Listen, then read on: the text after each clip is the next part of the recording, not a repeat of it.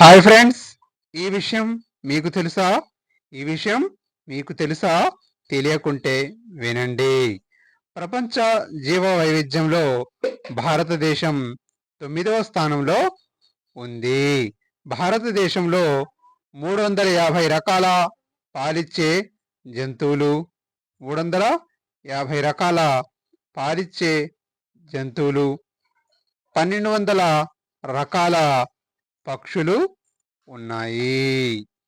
453 రకాల పాకుడు జంతువులు కూడా ఉన్నాయి. 45,000 రకాల మొక్కలు ఉన్నాయి.